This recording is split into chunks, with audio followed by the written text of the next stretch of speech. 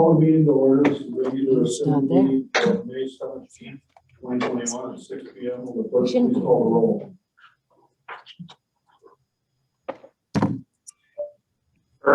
Sorry. Yes. Jay, Here. Jeff, Here. Bob, Here. Dave, Here. Chelsea, Here. Mark, Here. Taylor.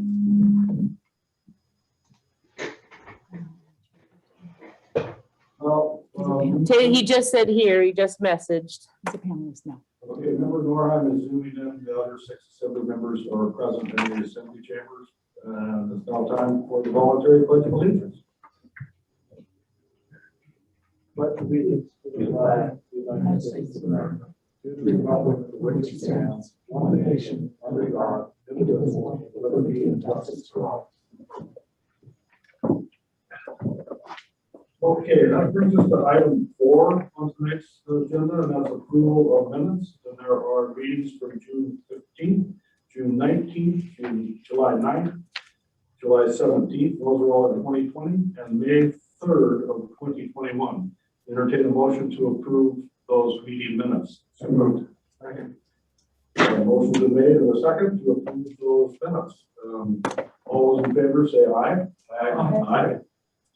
Okay, we'll move forward, and that brings us to item 5 this evening, and that is amendment and approval of the meeting agenda presented to us this evening. Are there any amendments?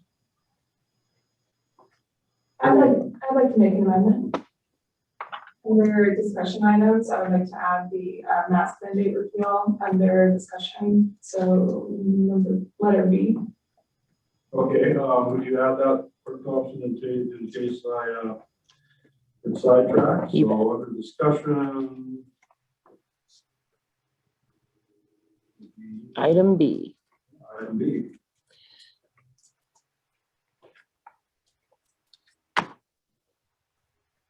Okay, are there any other amendments? Just one other amendment. Mr. Mayor, I'd like to enter into a discussion this evening about how we're going to pay to maintain the new transient restrooms that we just set up.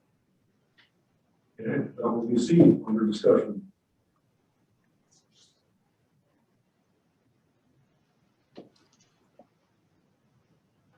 Mr. Mayor, Yes. we don't have seconds on either one of those motions to amend the agenda. Okay. A second. Thank you. Okay, we'll go back to the first one, and that's the discussion item, mask mandate. The motion was made by member Tremblay. And if there's a second, all those in favor of amending, adding that item to the agenda, say aye. Aye. We'll go down to which will be, if it's passed, item C, by member Kinsinger to discuss the new restrooms, portable restrooms that were installed, how to pay for them. So we'll consider it as a request of motion, and is there a second? Second. All those in favor of adding that to the agenda? Aye. Okay, we'll add B and C to discussion items. Thank you. There are no other amendments to tonight's agenda. I can entertain a motion to approve the agenda as amended. So, Second. okay, all those in favor say aye. Aye.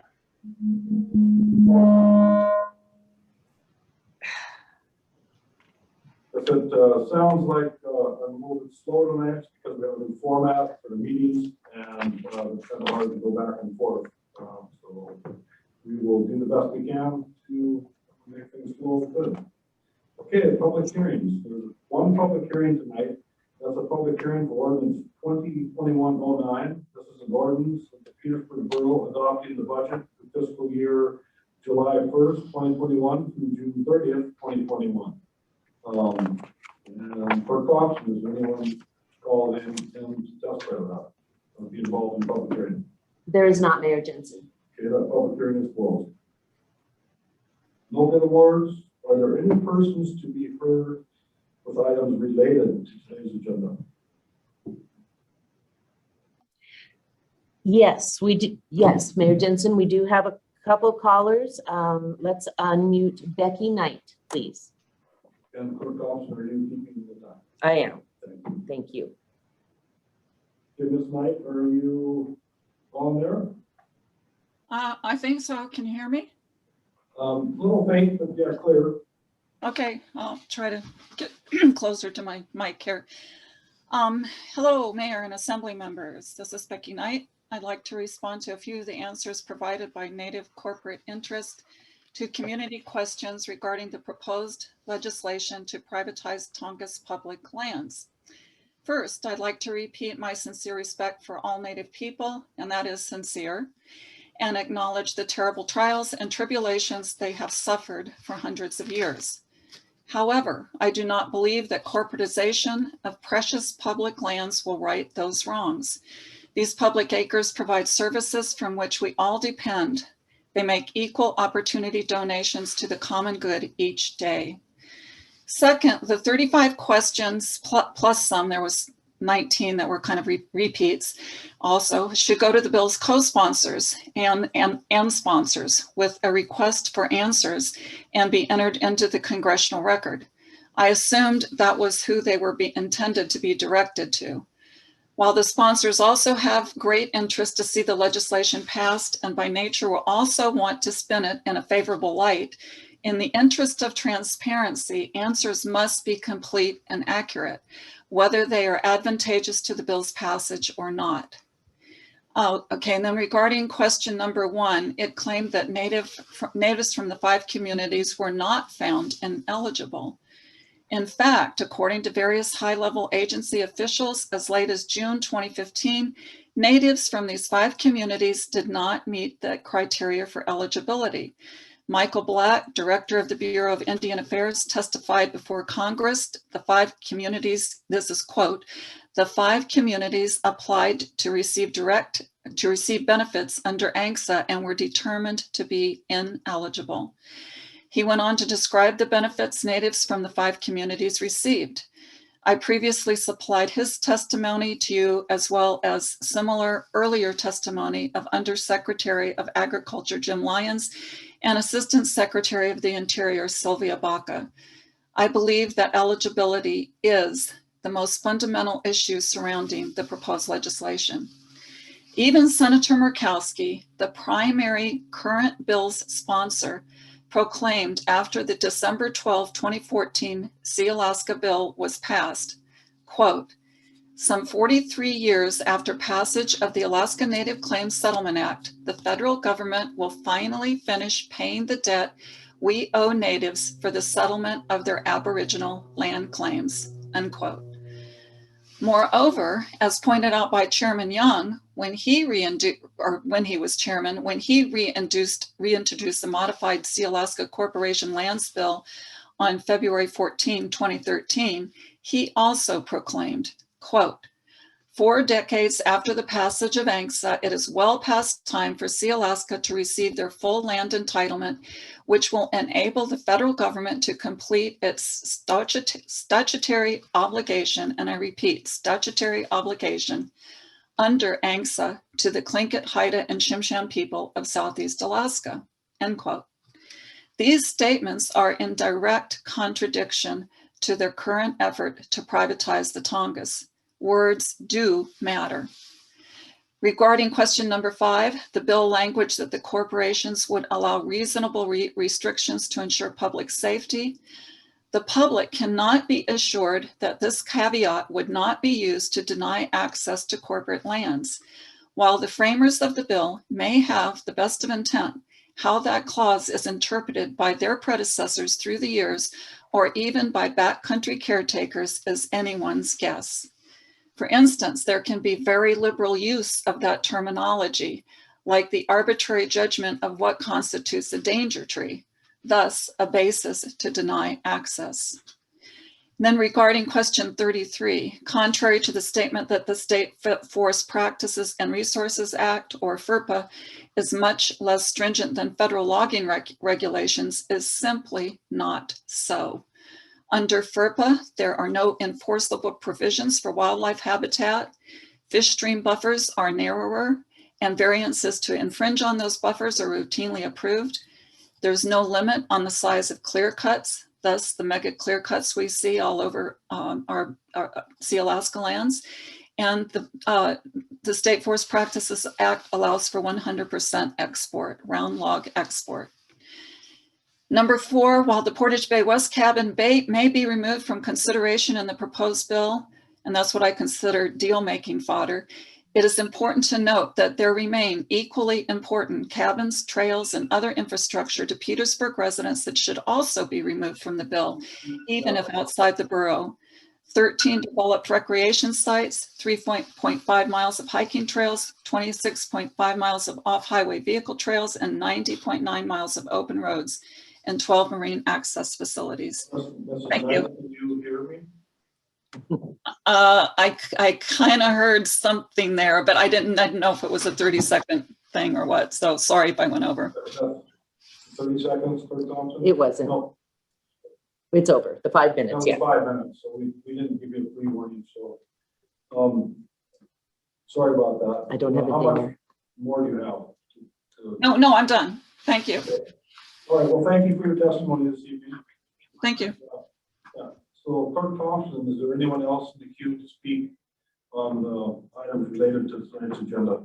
Yes, Mayor Jensen, we have Beverly Richardson on the line.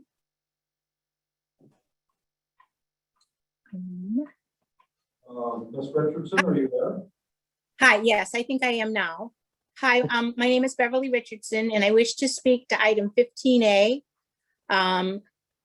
Ordinance 2021-8 to remove Frederick Point East from the Service Area 1. I have lived for 36 years as a resident of Frederick Point North. Many of those years were off the road system and without any city utilities. As such, I am more than familiar with the taxation issue of land off the road system. Over the years, this issue has repeatedly become before the council. At this point, I will leave the taxation issue to others to comment on, and for you as our council to decide what is equitable. However, as a longtime community member and having served many years on the Petersburg Planning and Zoning Commission, my concern is with the attempt to solve the tax issue by removing Frederick Point East subdivision from Service Area 1. In addition to relieving this area from a questionable of potential unjust tax burden, taking Frederick Point East out of Service Area 1 would place this area into a category where the borough zoning regulations no longer apply. I feel this would result in unregulated, unsafe development and not be in keeping with how we wish to have this area developed. If these lands are removed from being subject to zoning requirements, it will be most difficult to reinstate zoning regulations to this area in the future. I request you find a solution to this tax issue that does not remove this area from compliance with the borough zoning regulations, and therefore vote to not put this issue on the ballot until a better solution is viable. Thank you. Thank you for your testimony this evening. Are there any other callers on the queue? There are not. Okay, we'll move on to the next item on the agenda. Persons to be heard unrelated to the agenda. There's no one signed up for that item. There is not. Okay, we'll move on to boards, commission, and committee reports. There are no reports this evening. Nothing under item 11, the consent agenda. That brings us to item 12, report of other officers. And SEPA CEO Trey Atkinson has a presentation for us. So Trey, if you're there, the floor is yours. Thank you, Mr. Mayor. There he is. Good to see you guys. Haven't been there for a while, and thanks for the opportunity. I'm happy to give an update today. Is it possible to share my screen and I've just got a couple of little slides that might be helpful for the discussion? Absolutely. Okay, well, let me see if I can do this. So let me try that one first. All right, and I'm assuming you guys can all see that okay? It's coming in fine. Great. So this particular slide, I figured I'd just start this discussion today with a little update on where we're at with the submarine cable replacement between Warrenkoski and Vank Island. And this particular graphic here that I've got up just gives you a representation of the bottom contours. Over to the right, it actually shows an arrow where the fault location is. That's about 2,000 feet off of Warrenkoski and about 375 feet of water. This full crossing is about 18,000 feet of cable, and the total depth's about 700 feet. So far, we're at to date, we put an RFP out. We selected a contractor to manufacture the cable, which is Sumitomo out of Japan. We had 2 Chinese proposals as well. And cable's been manufactured, and we've also completed the factory acceptance test, which we had to do over Zoom, which wasn't perfect, but we had to monitor the various tests in real time, and we were happy with the results. And they were able to manufacture the cable without a splice in it, which originally they were going to have to do, but they made some adjustments, and so we were really happy about that. So where we're at to date is that cable will be in transit from Japan over to Vancouver, BC. And one of Sumitomo's subcontractors, ITB, will pick up the cable from there. And then we'll bring it up on a specialty barge that has GPS positioning, so they can lay it with precision. It's pretty specialized for laying the cable, about 1 million pounds of cable on this. It's only, it's 3.5 miles long. Contrast that to the original lay of all the cables up in the area. There were like 52 miles of cable that were sent over on a boat from Japan. So still a big project, but a lot smaller than the original project itself. And so once that gets here, in the meantime, we've got some shoreside work to do on where the cable transitions up out of the water into our what we call the marine terminals, and it's a transition point where it comes up from the water and then goes to the overhead lines. And there's some small I'll say changes that we have to do to accommodate this new style of cable. And the new cable we're replacing is a 3-conductor cable. The original cables, all 4 of them were single conductor cables. That cable is no longer manufactured, so we've installed, or we're going to install a 3-conductor. And I apologize if Bob, Lynn, or Carl has updated the assembly with this information already, but figured I'll cover all the bases. So the shoreside work on the shore terminals is scheduled to begin mobilization here within about a week or so, and then they'll actually start work on June 1st, and that'll run for a while, and that'll be supported as the actual cables being laid, which is scheduled to occur July 1st through the 8th. The first few days of that schedule will be to pull up and remove the existing cable, and then they'll lay the new cable in. So I'll pause there just briefly and see if anybody has any questions on the submarine cable, and I'd be happy to answer any. Any questions, Trey, on the cable? I don't see any interest in the assembly with questions, Trey, so go on with your Okay. item. Thank you, Mr. Mayor. So I'll just add one thing. We require our contractors to have a very robust COVID plan, and they've submitted that to the EOC in Wrangell. And most of this work will be based coming out of Wrangell. As for the shoreside work, the folks will actually be staying in Wrangell. The people that are coming on the barge will actually stay on the barge for the entire time, is my understanding. So I just wanted to assure people that we're taking every precaution there.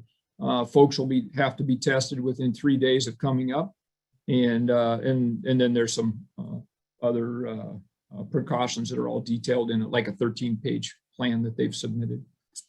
So we're happy with that. Moving on to other topics, let me see if I can figure out how to get rid of this one and pull up another screen here. And let's try this one. So this is just a quick snapshot of Sepal Lake levels. Everybody's always interested how we're doing. I'll say this year was a super robust year with regard to snowpack. And in fact, Tyee Lake was 178% of the average, and the snow water equivalent's about 82.5 inches, which corresponds to about 160 feet in the lake. And so if you look at the Tyee graph there, you can see we're at 1350, and we really only have another 40 some odd feet in there before we start spilling. So we're really happy actually that it's been kind of a slow warm up. If we would have warmed up real quick, then most of that snow would have melted off the mountain and we would have spilled a lot of it. So right now we have a lot of water being stored up on the hill in snow. And Swan Lake was even more robust. They had 243% of their average snow, and that equates to 68 inches or 68 feet of water in the lake. So quite significant there. So we're looking really good on lake levels and reservoir levels. So that's happy to pause there and see if anybody has any questions in that area. Any questions about the lake levels in the system? Not seeing any, Craig. All right. So are there any areas, Mr. Mayor, you'd like me to touch on that you guys might be interested in me to talk about a little bit more? I don't have any real topics to ask you about. Are there any other assembly members that would like to ask Trey a question about any issues regarding SEPA? Member Lynn? Yeah, Trey, I was asked two questions today after I was on the radio. One was, how are we, and we talked about it the other day, but how are we managing? You know, I know we're shipping power back and forth, but my point was, is you're trying to maximize the use of that water so we don't spill. Would you address that for just a minute, please? Yeah, I'll do my best. So throughout the year, we have the ability to load Tyee more heavy or Swan Lake more heavy on the output for those plants, which draws down those respective reservoirs a little faster.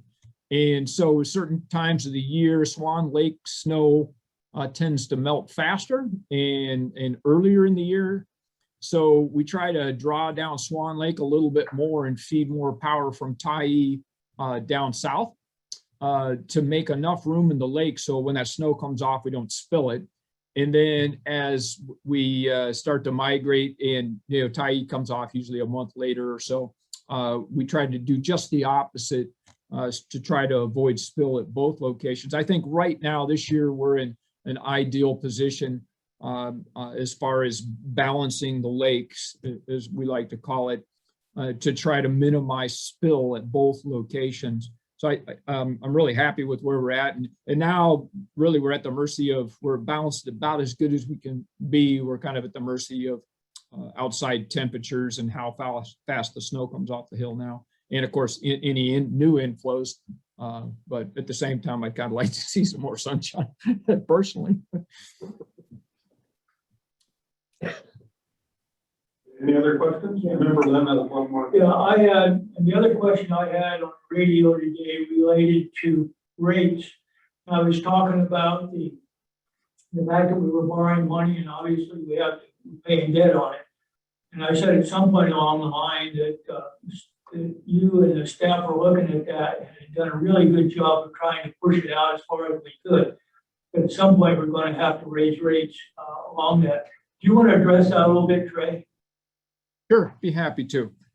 So circling back to the sub cable just for a second, with regard to cost, there's right now we're estimating cost is about 13.4 million all in. And, you know, there's some contingency in there, you know, if there's weather delays, the barge itself's about $250,000 a day. So, you know, that price can move around a little bit. So we've applied for and been accepted through the Alaska Municipal Bond Bank for up to 14 million. And on a parallel path, I've also applied for a grant through the state, hoping to secure some infrastructure funds. And the purpose of that is, you know, our project's moving fairly fast on the timeline compared to anticipated infrastructure funding. So in order to be, I'll say, reasonably eligible for a good application of that money, I'm seeking some additional funds to help offset the debt service for a few years. So our 3-member communities of Wrangell and Petersburg and Ketchikan can recover from this economic downturn we're in. And, you know, part of that's due to COVID, part of that's due to downturn in fisheries too, and processing. So I've taken that approach, and our board was, I'll say, fairly queued up to make small incremental changes beginning on the 1st of July. I've requested to our board that we hold off on any rate increases until we can figure out if we're going to get some infrastructure money to potentially delay a rate increase. And I'm just trying to give the communities a little bit more room and time for recovery. And so the bond bank pricing is supposed to occur here in a week or two, and probably closes around the 1st of June. And the way SEEP is set up typically for our bond payments is we'll have an interest payment twice a year and a principal payment once a year. And we usually set aside funds throughout the year. So we've got those sitting there prepared to make those payments. And so if everything goes like I kind of explained, we close on the bonds in the 1st of June or June, right in that time. Our first payment would be due around the end of the year. So normally we'd be setting funds aside. So I think right now sales were good in the first quarter of the year. And so we're up $300,000-400,000 on sales versus our anticipated budget. And so I feel comfortable holding off on a rate increase to make that payment until we can find out on the infrastructure funding. And then the board will meet and we'll see how we're looking financially and make that call. I've also proposed to the board, if and when we do have to do a rate increase, that we approach it from a small incremental approach, rather than doing like a half a cent or a full cent increase, that perhaps we can moderate that and blend it in over a longer period of time, like a quarter-cent increase one year and maybe 6 months, or a year later do the next quarter. It just depends on making our debt service payments and how we look financially. So we're doing everything that we can do to recognize and adapt to the current situation, and hopefully can minimize the effect to our member utilities. Okay, thank you, Trey. Are there any other questions from the Assembly members? Don't see any other questions, Trey. Well, as always, it's good to chat with you guys, and happy to give an update anytime you like, and wish you all the best of luck up there, and hopefully get to come visit you soon. Okay, all right, thanks for your presentation. Thank Okay, you. that's Have a our great- Mayor's report. Kind of short, there's a few things that have come up since the agenda was published. Alaska Natives Without Land legislation. Alaska's federal delegation plans to be introduced, but they have last Friday. Congressman Young reintroduced the bill. Has a little bit of I haven't read the text, but the maps have been modified a little bit, and I think for all of the 5 proposed land transfers, all of the recreation cabins have been removed from the maps. But if you look at the map for Petersburg, you can the land all around the cabin is still selected. It just looks to me like the footprint where the cabin is changed. So anyway, I think we should still accept comments and questions regarding the transfer of ownership of federal lands and infrastructure to the Southeast Alaska Native communities that were not included in the Alaska Natives Claims Settlement Act, ANCSA, may be emailed to assembly@petersburg.ak.gov.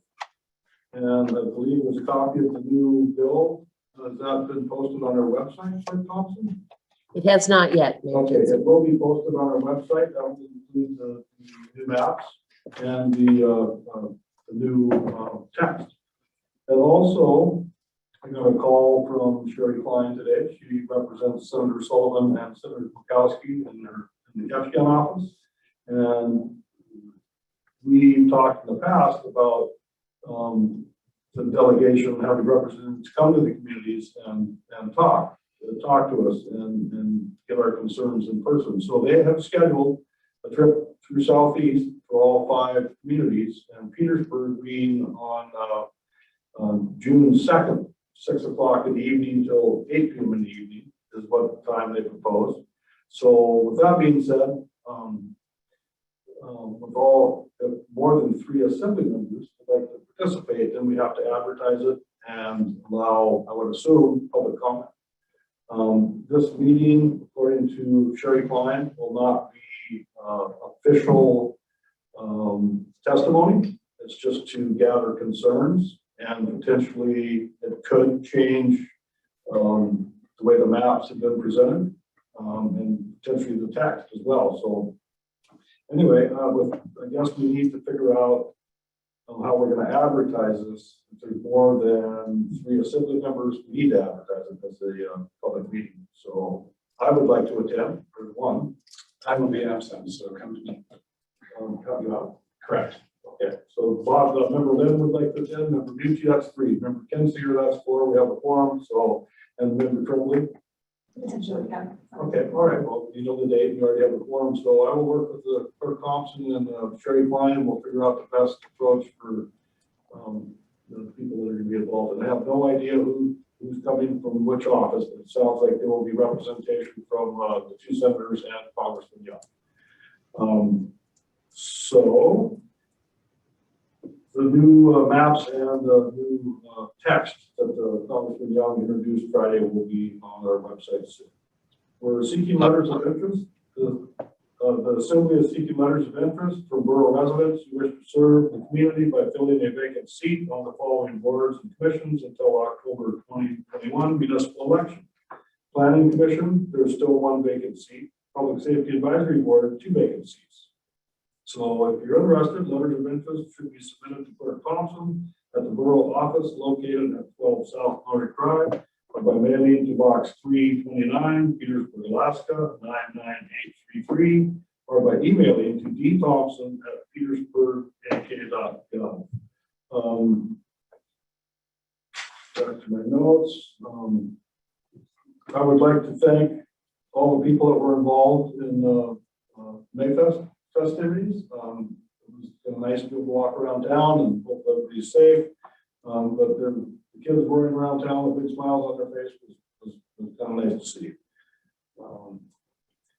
Meetings, as far as the summer goes, I will be in attendance at the next meeting, but potentially June 7th could be my last meeting, and it depends on how the fisheries go. And last year I worked out where I was in town for most of the meetings. I tried to time my trips accordingly. So that's all I have.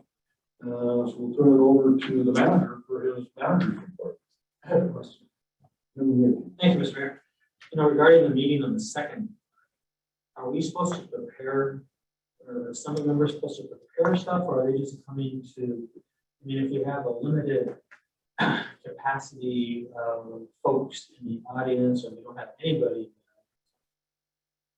what do the congressional delegation expect to hear? I would hope that they've already looked over all the information that we gathered, the questions that we had and concerns, that was all sent to them, if I'm not mistaken, or it's not in their head.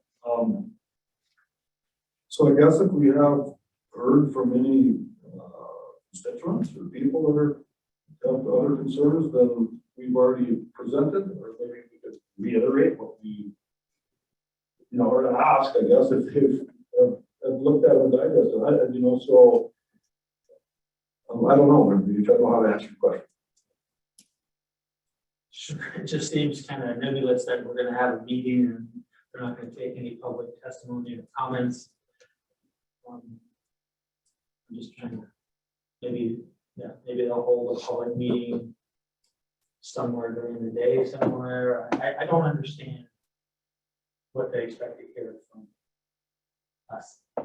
I think what they expect to hear is concerns similar to the concerns that we have put forward in our public gathering from the public, because that evidently changed the maps. They took away the recreation cabins region-wide, all southeast. They took recreation cabins out. So, for instance, if someone didn't like a dock, they were going to was still in the on the maps. You could talk about that, and so maybe that would change the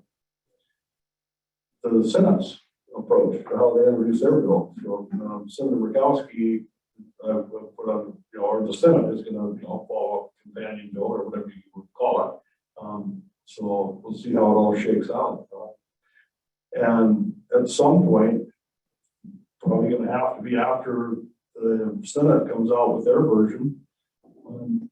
We'll decide if we want to take a position as an assembly, if we support it as presented or not. That's just my thoughts on the matter. But so, I was a little confused. I knew they were potentially planning on coming, and I just got this phone call at 4 this afternoon. So it's new news. Any other questions on how we should approach it? We've got, a while, and but yeah, she did say that it won't be on the record, or it won't be public, official public testimony. That has to take place when they have committee hearings and such, back in DC when the bill's introduced, or not introduced, but we move it forward on the proper language on how they operate. So that's all I know. Thank you. Manager. Thank you, Mr. Mayor. Petersburg area 911 will soon have text 911 available. We have received the training materials and are working towards the testing of the system. Petersburg PD will put out announcements once it's available to the public. Both our police officer new hires have passed all the steps in the hiring process. One officer is set to arrive in Petersburg June 18th, and the other is working on housing. Huge thank you to the Petersburg Community Foundation as they awarded the Manor a $3,000 grant to go towards the deck project. Cummins Custom Woodworking is waiting on the State Fire Marshal approval of the deck plans so we can move forward with construction. Water staff continues to clean the exterior of the water storage tank as time allows.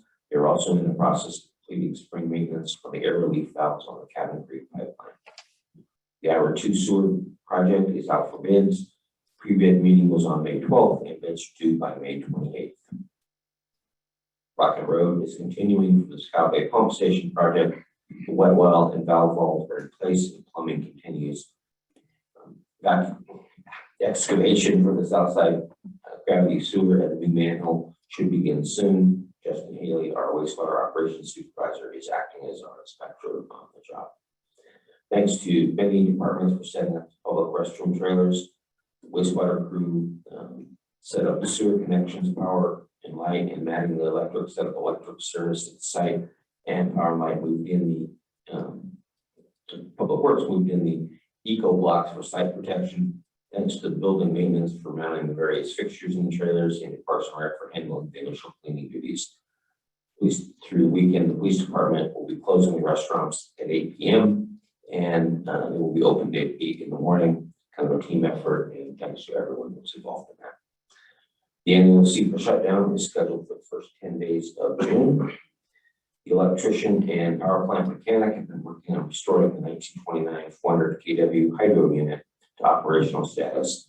Keeping this unit in operation has been harder over the years, but it does help us maintain our current overall facility rating of 2 megawatts with FERC. The line crew recently assisted the Chamber of Commerce with hanging of the festival banners, and will be arranging did arrange power for a couple of festival venues. They also recently finished the service to the new duplex on 8th and Ira 2 Street and removed several large trees from under the power lines on 8th Street. It's been a really busy month. Public Works crew coordinated with Parks and Rec and the Chamber to assist with putting up the Little Norway Festival tent and to provide traffic control signs and barriers as needed. Motor Pool is working with the wastewater department to assemble a septic pumping truck. We are reusing the old water truck chassis and other materials on hand. The current septic pumping provider, who's been based in Wrangell, has indicated he is retiring and no longer providing this service for most customers on Midcoff Island. And no other private enterprise has been found to take over those duties. Sanitation crew has been working on removing a backlog of non-burnable waste oil from storage tanks and various drums stored at the baling facility. This has been a significant effort, and we appreciate the help we have received from the other departments, including the Harbor Department and Streets crew. Sam coordinated with Fleet Refrigeration for the installation of the additional heat pump unit at the museum. We've heard reports that it's much warmer in there now. And the framing crew is here and starting work on the next phase of the Walhalla Place apartment buildings. House Bill 80 here in the state to reinstate the sport fish license surcharge to help pay for the salmon enhancement facilities like Crystal Lake Hatchery has passed the House and is being considered by the Senate. But both grant reports submitted included a breakdown of how local businesses use their Borough CARES Act economic support grants. 11% were owner's wage, 47% was employee payroll, 17% was rent or mortgage, 22% were utilities, 2% was personal protective equipment, and other was 1%. Again, these were local CARES Act money distributed here in the community. Finance Director Chow and Police Sergeant Holmgren are just finished going through a CCAT JAG grant audit with the Alaska Department of Public Safety, and we had everything in mind as normal. The Alaska Remote Sellers Commission has given each member a list of remote sales tax code changes that need to be made. Each community in the commission will need to adopt these changes. Director Tao will have those changes into a draft ordinance at the next assembly meeting. Clinton Singletary, statewide municipal sales tax director, the Alaska Remote Sales Tax Commission, will be virtually at the meeting on June 7th to go over the changes and help answer any questions. Finance Director Tao, Director Hagerman, Clerk Thompson, and Manager Giesbrecht have started union negotiations with IBEW. We also had mediation on May 14th with PMEA. Parks and Rec hosted an MC instructor course for the water pool portion. They will look for more opportunities to offer MC courses. Parks and Rec Advisory Board meeting is scheduled for May 20th at 4 p.m. For details, please see our Facebook page for a call for details. And Stephanie wanted me to remind or let people know the playground equipment for Sandy Beach should be arriving very shortly, and then we'll go through the installation process. Harbor staff has spent the last week assisting the Corps of Engineers on the South Harbor dredge sampling as required by EPA to use authorized in-water disposal of the dredge spoils.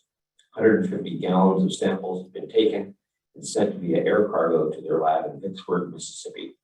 The 9-month study will begin using dredge samples and living organisms to see the survival rates. At this point, the dredge project is pushed to the fall or winter of 2022. And the tour ship schedule kind of has stabilized. And we are set for our first arrival on June 2nd. Okay, thank you. Manager Eastbrook. Are there any questions from the manager on the report? Thank you, Steve. Sir. That brings us to unfinished business, item 15. First item there is ordinance 2021-08. This is an ordinance to reduce the boundaries of Borough Service Area Number 1 by removing Frederick Point East subdivision, and to direct that the proposed boundary amendment be submitted to the voters residing within the service area at the regular election to be held on October 5th, 2021, in accordance with Borough Charter, section 14.03B, 1 and 2. This is the third and final reading on this ordinance. I'd entertain a motion to approve this ordinance. So Is there a second? Second. The motion's been made by Member Bucci, seconded by Member Kinsinger. Discussion. Member Stan Gregor. Thank you, Mr. Mayor. Jody had a question for you. My notes are a little muddy and I should have this answer, but I don't. Talked about the waterfront lots and Frederick Point East being, the rule shows that they've been assessed at 30 cents a square foot in the 2021 assessment. What would it be like on like Sandy Beach or somewhere else in town, just for compare and contrast, if you have that information in front of you, right? Sandy Beach waterfront lots are actually about $13 a square foot for the first 12,000 square feet. And then the average price per square foot in service area 1 is $5.20. Compared to 30 cents a square foot, yes? For Correct. Frederick And Point. that's for the waterfront lots. The next layer of lots in Frederick Point East that aren't on the water are actually 8 cents a square foot. Roger. Thank you for that. I was in the ballpark, not quite there, so thank you. As I spoke to you last time, I've been wrestling with this because I am more prone to put something on the ballot. Let the voters decide, but I can in good faith support this, because right now their property taxes are reflective of their location compared to other areas within service area 1 or Sandy Beach, etc. I would have one more thought. Another reason why I will not vote for this today is if we want to, in my own opinion, if we want to assess different levels of tax equity, as Member Kinsinger spoke to at the last meeting, I would much rather take a look at that as a whole and make a comprehensive decision as to, for lack of a better term, piecemealing it out. We'll address this now, address this later. I have no problem leaning into that broader and I'd say much muddier waters of a conversation of tax equity, but I don't want to do it this way, so I'll be voting no to that. Thanks. Any other discussion on ordinance 2021-08? Member Bucci? yeah, thank you, Mr. Mayor. I'm sure we're all aware that this ordinance and this vote has been percolating for like the last several years. So we've heard a lot of comments from people who own property out there, maybe not heard, but read them with letters that were turned in about how supportive they were of this. For me, I understand that they might be assessed at a different value, but I think part of the issue we have here is maybe the community isn't aware that how the assessment is done. For me, the Frederick Point East is like low hanging fruit for maybe possible changes in the tax or the assessment values in town. I know that it's a big issue dealing with differential tax rates around the borough. The people who worked really hard to put this on the ballot from different parts of the country taking care of family. But I think people expected this to be on the ballot. If not, then maybe sort out a different way to do it. But I'll be voting for this. I know city staff has worked long to get this, and they've worked with a couple of the property owners out there to see this through. So this is just a chance to give the voters in the entire borough a chance to weigh in on this question. And yep, I'll be voting for it. Thank you. Member Tremblay? Thank you. I think I'm going to echo someone understanding Gregor with why I'll be voting no on this. I know I voted yes last time, but it was something I thought a lot about the last few weeks, especially with member Kinzinger's comments about the larger structural issues at play. And to me, that's why we are here, is to deal with larger structural issues in a collaborative manner at the assembly level. I don't think that, I don't think it lends itself well to a ballot question. And so I'll be voting no on this today. And I look forward to, no matter what today's vote is about, and no matter what happens in the October election, having that bigger picture discussion, because I think that it has to do with the overall sustainability of the community and of our ability to do our jobs as officials. So that's why we're voting no. Okay, any other discussion on ordinance 2021-08? Member Norheim, do you have any input? I'm assuming you're still there. Yeah, I'm still here. Can you hear me? Yeah, you're coming in clear. Thanks. Okay, just to be fair, I'm having a really hard time understanding you guys. So I'm picking up words here and there. Nothing in depth, just like last time. I just, if these people want to have the government out of their lives, sure, just put it on the ballot, have a vote. If it passes, cool. If it doesn't, well, didn't. That's it. Okay, any other input?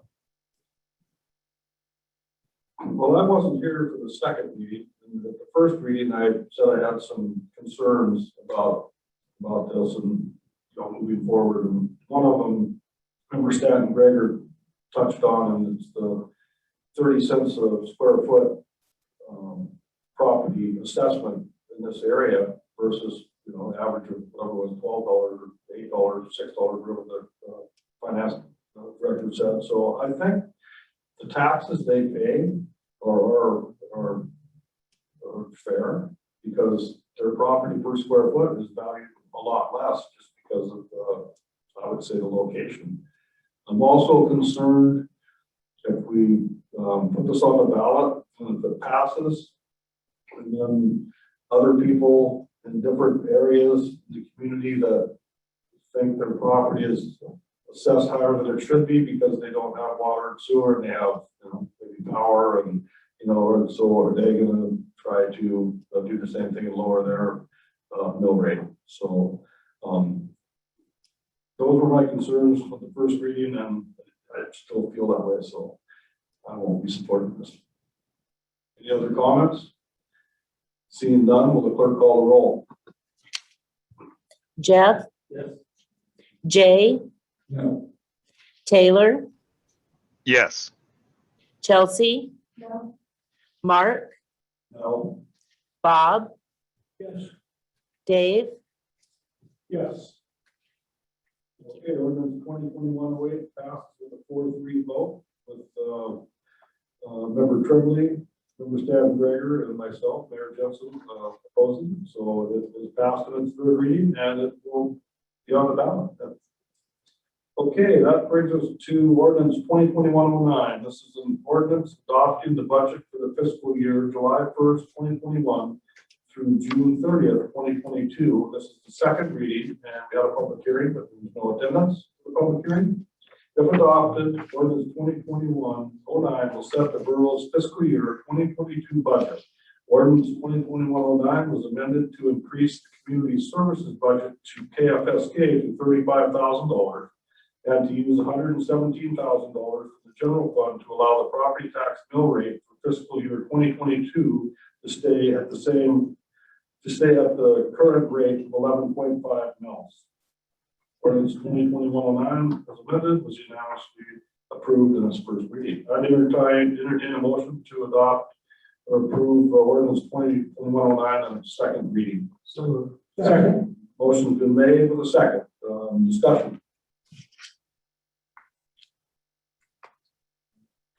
Member Lim. just a question for the manager, on this. In the budget, and I couldn't find it, specifically, does that include plowing again for the roads out these areas? No, it does not. We took that out as part of what we were trying to find savings. So the $10,000 that was in there previous years is not in this budget as presented. Okay, but then that would also, but that does include the plowing of the roads inside the town that have the same kind of conditions. Yes, it does. So we have dual standards. No. The folks in town in Service Area 1 pay a much higher mill rate. The folks outside Service Area 1 pay basically the school portion of the mill rate. They don't pay for road services. So the assembly is welcome to, to change that, but, the charter really outlines it well. We're not, we don't provide police service out there, our fire service. A lot of that is because of how those mill rates are set. The assembly can clearly override that and has in the past, but we don't plow every road outside of the service area now, and we haven't in the past. Well, I have a little problem with what you're saying, Steve, is that we also have about approximately $300,000 into the borough. We didn't have before. It came from, because we enlarged the acreage, and we get from the federal government. From my perspective, I guess some of that, a little bit of that should go outside, but I'll leave it go for right now. Thank you. Any other discussion on the budget in the second reading? I have a couple of things I'd like to point out. And, during our budget work session with the finance director, we talked about a few things, and one of the items that I asked about was the I think it was $250,000 for a new fire truck. Is that 650. Oh, 650. Okay, so it was a high, much higher number than 250. I still have problems with that. That's one of the things with the budget that I have a hard time supporting. I know, I'm not sure that I know it's a need. I think we have a couple of fire trucks. What was explained when I asked this question at the work session was answered by Sandy Dixon, and I believe she said that, well, one of the engines only has a cab for 2 people, so you can't respond with 4 firemen in the truck. And I believe we have 2. In fact, I saw 2 in the parade yesterday that have 4-seaters, maybe 5-seaters. So with low hours and not a lot of use, I'm kind of hesitant to vote for this. Another thing that I noticed when the budget ordinance was amended at the last reading, to raise KFSK to $35,000. I support KFSK wholly, but that was 5, whatever we raised it, $3,000, whatever the bump was with that motion. But then we get an email from our federal lobbyist, COVID relief, public TV and radio, and in his email, if it's correct, he says these are funds that are an additional to regular annual funding, and KFSK this year is due to receive $203,644.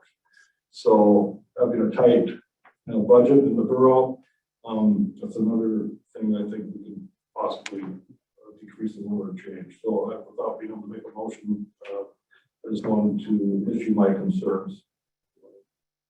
So that's the only that I have. Member Stan Gregor? Yeah, thanks, Mr. Mayor. I think you raised 2 really good points there. I'll to briefly address them and consider them both. One is the fire truck. I think I've spent time talking to Steve, and one of those is going on. Check me if I'm wrong, manager. Like early 90s, our oldest one. Yeah, the one that's in the budget is 1990. And to your point, though, yes, it is in good working order, and it's can still get parts for it. So I support that concern on face value, because just because something's old doesn't mean it doesn't work well. So I'm wrestling with that myself.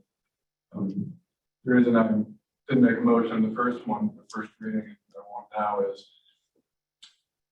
despite the heartache that I think gives me such a big sticker shock, is getting on a prudent replacement schedule, take care of the 30-year one, and then 15 years later get staggered to all run bad at once. But I support a concern on that. But reading the KFSK thing, though, I got to say I was really excited that KFSK was able to secure $3,644 in a one-time, it's a one-time securing of funds. And I think as a community, I feel like we've got a longstanding obligation for what KFSK does for our community to continually invest that 35, making the number 30 to some they requested, and I'm still in full support of keeping KFSK fully funded in the borough, and I'm excited for them there with secure such a big grant to maintain and improve their operations. And other than that, as I said last time, I really like this budget because by and large it's boring and not flashy. It shows a lot of effort put in by our finance department, and I'm grateful for that. Thanks. Any other discussion on? Mr. Mayor. Ms. Taylor. Okay, member, anybody? Yeah. Okay, Taylor. Just real quick on the on the fire truck thing. I'm not sure if I need to. I'm in the fire department, so I don't know if that's a conflict of interest or anything. But the reason why we kind of have, it seems like, I guess you would say, a lot of fire trucks is because we don't have any mutual aid station. I believe our mutual aid station is Wrangell, and they're not sending a truck over here if we need it anytime soon, or at least in any realistic timeline. Just to touch on something like say when we lost that whole block, I think it was in the 90s or maybe late 80s. If that happened again, you want to have as many working trucks as possible, especially ones with good pumps. I don't think we could actually afford to lose a whole block again. And if we showed up, and I'm aware that our trucks work, but are we going to roll the dice on our really old trucks pulling through in a pinch when we actually have the money set aside for this new rig? I don't think that's a wise decision. All of our trucks are very old. They get taken care of very well, but it seems iffy to not get the ball rolling on this particular item. Any other comments? Member Mucci. Yeah, the fire truck, nobody wants to spend a lot of money on a fire truck until you need it, and if it shows up and it's a whole piece of equipment that they make better ones, I think we'd be negligent there. I mean, it takes I don't know what somebody told me, a year or so to get a fire truck, 18 months to get a fire truck. So, fire department has been doing due diligence with their vehicle replacement fund. There's money for that. Talked to the chief a couple of weeks ago, and they're talking about probably maybe getting a ladder truck next go around. Times are changing. Like Member Norheim said, we can't afford another big fire in town, and it might just sit there for a while, but when we need it, we're going to need to make sure that our firefighters and all of volunteers are safe when they go somewhere. There might be a use for this engine 5, like Prince of Wales or Yakka.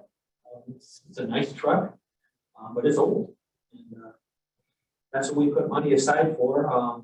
We kicked this can down the road for a long time. I think you say 30 years. It's 30 years old, and that's fine. But we have the money for it. We budgeted for it and saved for it. So yeah, we need to do this. And for KFSK, we couldn't have gone through the last year without KFSK.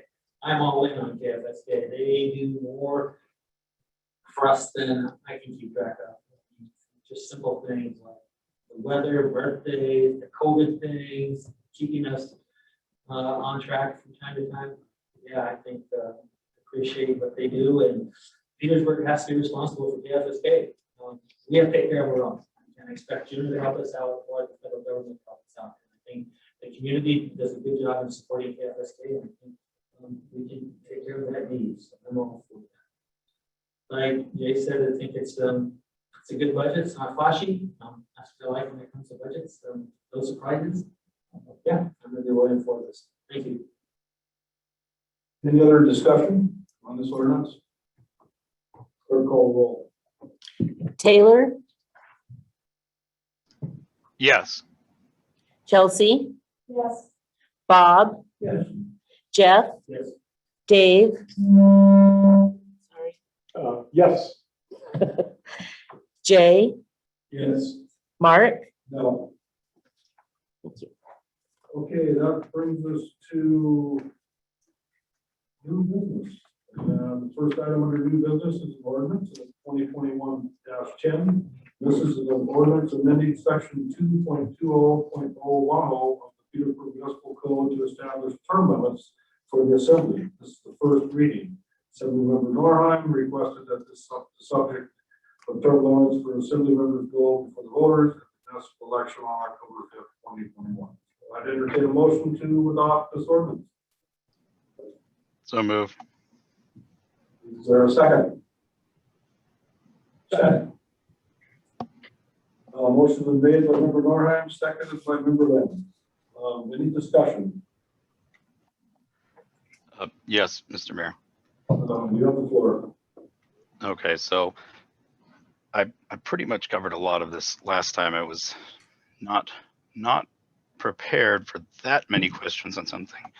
We usually don't have a whole lot of discussion on things, but basically I noticed that the framing was kind of pushing it to why I think we need to do this and put term limits on people. And I think it's important that you remember that this is not me trying to put term limits on the assembly. This is me putting a proposal to the people of Petersburg on whether they believe that the assembly should have term limits. So let's just get that out right, okay? There are pros and cons to this. It's not all good, it's not all bad. It's a change in how things would be done. I get change can be scary sometimes, but you know, you just gotta roll with it. See what the people want on this particular one. So I believe having term limits would kind of push people to be more honest about what they're trying to do. It would kind of maybe remove some hypocrisy from things here and there. And then you would have more openings for new people to get into government. And I know Member Tremblay said that people have lost elections even though they were the incumbents, but sometimes people, in my opinion, are in power far longer than they should be. Or you end up playing political games where we'll talk with him. I won't run in that election because he's there, so I'm going to run in the next one. I don't like it. I would prefer everybody just do what they do and not worry so much about teams and whatnot. Now, we're going to get back. I feel like I'm repeating myself from last time, so I'll let other people talk onto why, and again, why you believe the public should not have a say in voting for term limits for the assembly. Any other discussion? Member Tremblay. Thank you.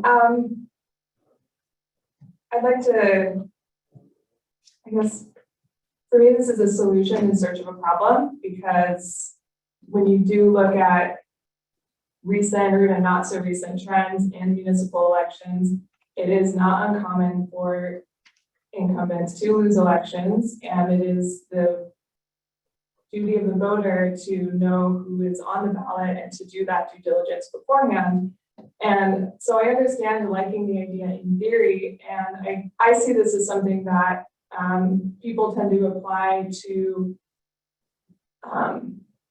bigger offices, federal offices, for example, but this isn't the same thing. We're dealing with a small media marketplace. It's a small community. It's actually relatively easy to initiate conversations with your neighbors, to buy an ad in the pilot, to put it, you know, a free PSA on the radio. If somebody wanted to throw their hat into the ring in an election, the barriers are very low. And so I don't think I'll be voting for this just because it doesn't seem productive. The only public input we've gotten on this topic from the public is against it so far. So I'm not hearing an overwhelming rush of people desiring this. And I guess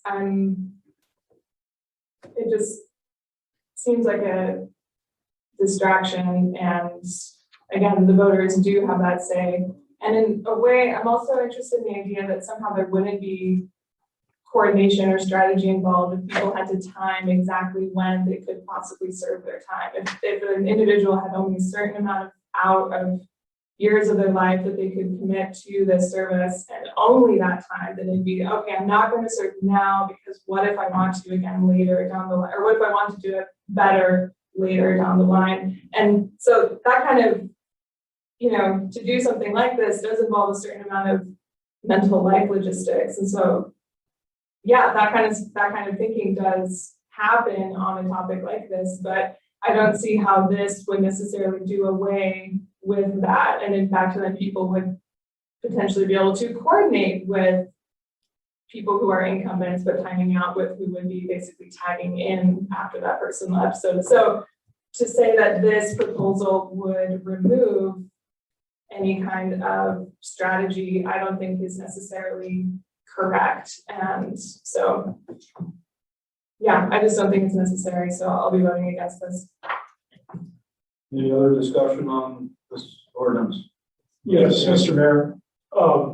Yes, there are term limits already in place right now, every election, and the people decide who gets to stay and who gets to go.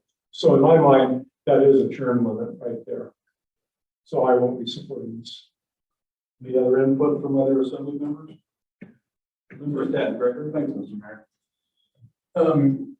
Couple of quick thoughts. You know, Member Nora mentioned in terms of it, like the team aspect of that. It's a piece of language I keyed in on, and I was thinking about it after the last meeting.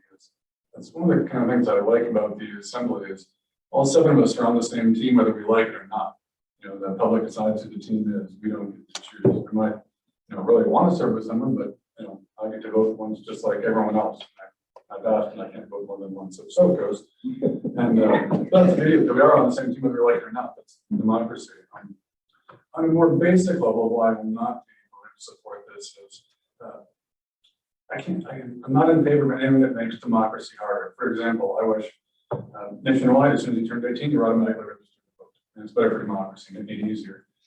And conversely, in terms of elected officials, I'm of the opinion, like Member Kinsinger said, there's term limits of really, in some seats, 2 years, 3 years, 4 years, where the public gets to decide if that person is fit to serve. In the last meeting, we kind of made a joke about Don Young being office for 40 years, and whether I agree with Don Young or not, he keeps winning. And that's democracy, which tells me that people of Alaska want him to keep serving. Whether I agree with that or not is irrelevant on that.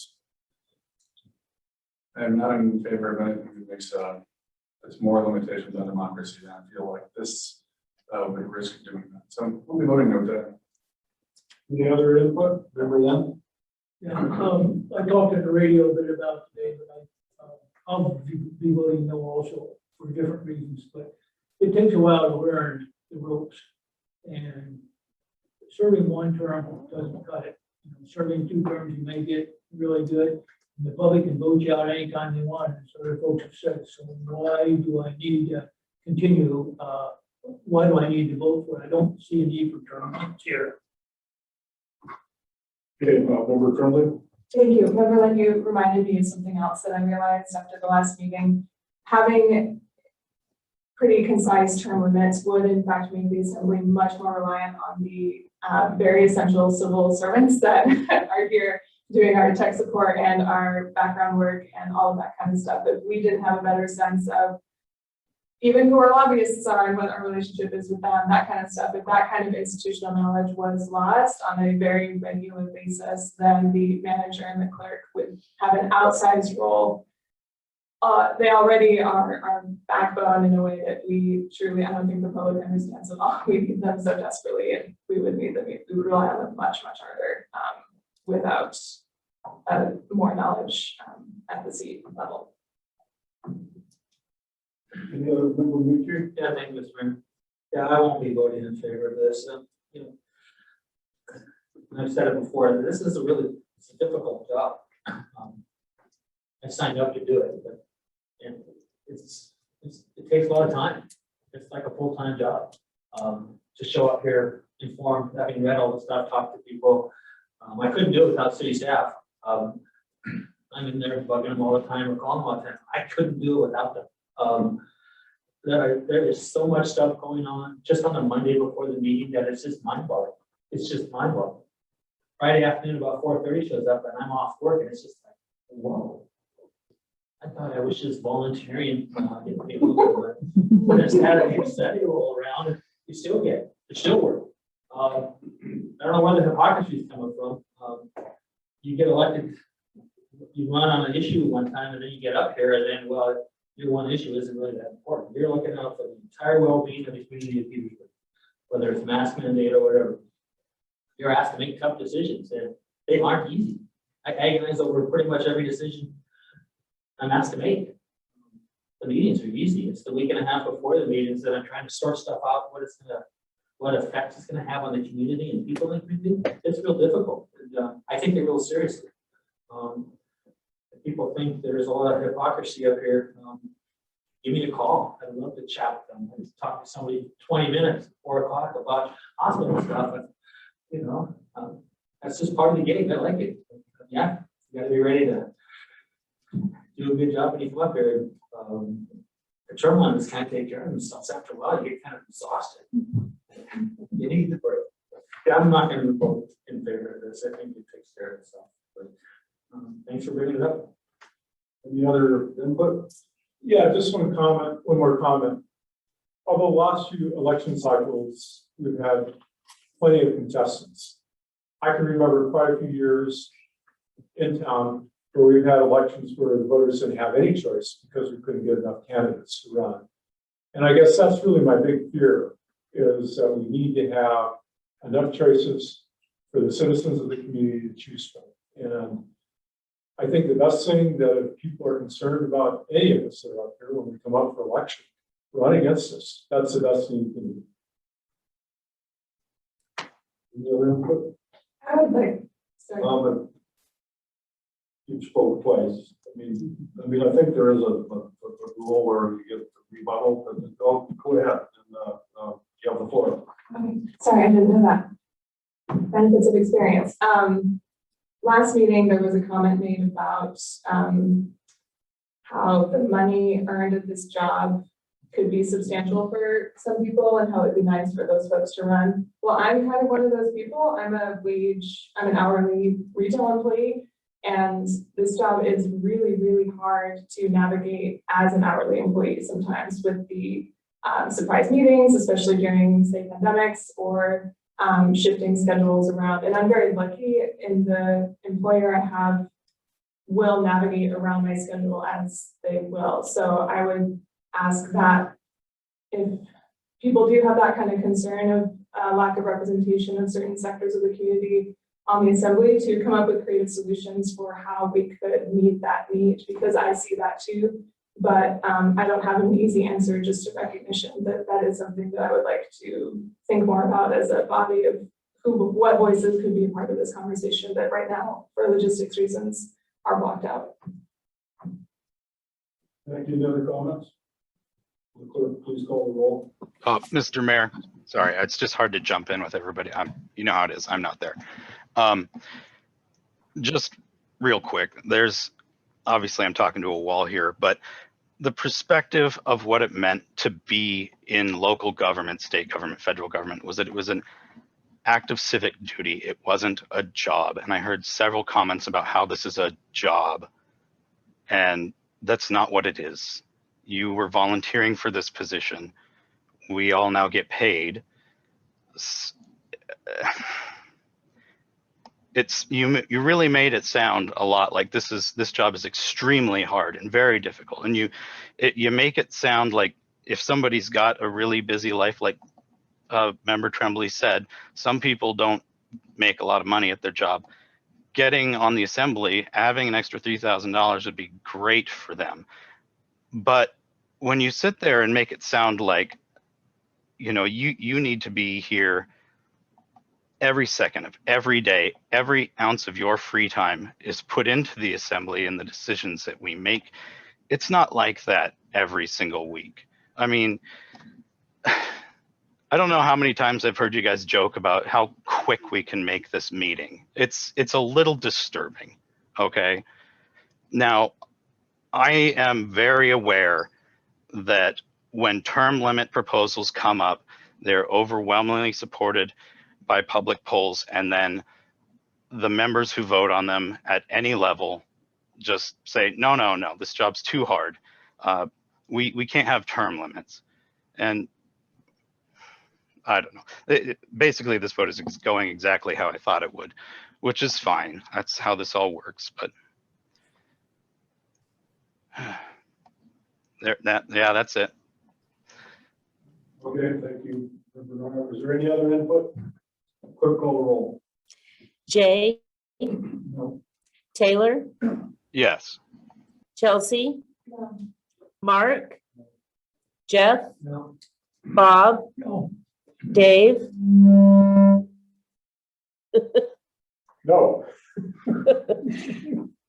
Thank you. Okay, the ordinance 2021-10 fails with a 6-1 vote with Member Norheim in favor. That brings us to the next item under new business, item B, resolution 2021-04. This is a resolution supporting the Petersburg Hospital Board and Petersburg Medical Center in the planning for a new hospital facility in Petersburg to be completed in phases. The Petersburg Hospital Board requests assembly support for the planning of a new hospital facility to be completed in phases. I entertain a motion to approve this resolution. Second. Motion is made by Member Mitchie, seconded by Member Tremblay. Discussion. Member Lynn. Yes, thank you, Mr. Mayor. I think we have Mr. Hofstadter on the line and address some parts of this, but what was trying to pick up in this is pretty much the points that were made during our work session with the hospital board. So there's been some wording changes so that from the grant writer and from the hospital and the hospital board so that it can be used as they go for different grants. And with that, Mr. Mayor, if we could we allow Mr. Hofstadter to talk to him? I think if any assembly members have direct questions of Mr. Hofstadter, that would be more appropriate to let him be part of the deliberation or debate on the resolution. But if the rest of the assembly wants to hear from Mr. Hofstadter, I guess that's fine. Does somebody want to hear from Mr. Hofstadter? Yeah, and that'd be fine with an overview for the CEO. Thank you. Okay, Mr. Hofstadter, you have the floor. Yeah, can you hear me okay? Yes, we come can. in fine. Okay. Yeah, it's just, as Assembly Member Lynn mentioned, it's just a follow-up and putting some of the work session into the resolution to capture support for the facility in phases. And I'm here more for questions as well. I did not have a presentation or anything, but I'm certainly happy to answer any questions. Any assembly members have questions at this point before we get back to our input on the resolution? Member Bucci. Thank you, Mr. Mayor. Yeah, I guess to Phil. So Phil, if we pass this resolution,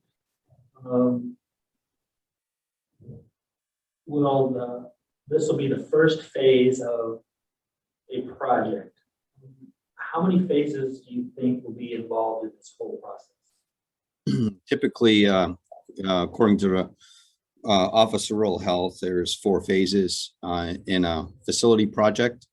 And phase 1 is typically master plan, site selection, architectural design, space programming, a lot of the portions that we're in right now. And then it kind of goes on from there with construction and capital funding campaign and things like that. So I can go into more detail if you'd like. I know you had a question about funding. I'm happy to answer that question if you'd like. Sure. So, obviously during the work session, we had talked a bit about funding and the idea is to obtain language to support the project where then I'd be able to go to potential funders and request funding because funders are going to ask if the project is supported by the borough and also support from the state. And so this is an effort to capture that through the resolution. One of the potential funders would be Denali Commission is what I'm looking at. And Denali Commission actually has some funding where it's not strictly a grant. It's called a funders panel, and it's an application where you would work through the Denali Commission, and they would help pull together infrastructure funding both in the federal and the state level. I'm happy to provide a link to that if you'd like after the meeting. And but that's basically the first step in obtaining some funding is through this agency with the ability to pull federal and state funding together. Again, what my initial conversations with funders and Denali Commission included, in addition to the USDA, is that the more support, even if there's no funding, the more opportunity and more likelihood that these phases will be funded. Thank you. Thank you. Any other questions of Mr. Hofstad this evening? Okay, Member Kinzinger? Yes, not so much a question as a comment. And CEO Hofstadter explained it at the work session, and my main concern was trying to wrap my head around how in the world this community would bond for an $80 million hospital, or whatever the price tag it's going to be. And I felt he answered the question sufficiently that we weren't going to have to bond, that he was able, or he felt confident that he could secure the necessary funds through grants and through other funders, that at least initially, the only obligation that the borough would have would be a donation of land, of which we have in vast quantities. And I feel that that was my main hesitation, and so I'm definitely going to support going forward with this. It seems like a no-brainer. The hospital is a very important element in our community. If we don't have it, the obvious thing with the loss of jobs, let alone not having a hospital or someplace to go for our care, would make this a very difficult place to live. So I think we would be, I think there's a lot of questions that everybody has. I still have a lot of questions. People I've talked to have a lot of questions. But I think what I'd like to emphasize is this is just a first step of a potentially very long process. Any other assembly members that haven't spoken yet to the resolution? Mr. Mayor. Member Norheim? Yeah, if Jay was first, that's fine. We'll go for it. You have the floor. Oh, okay.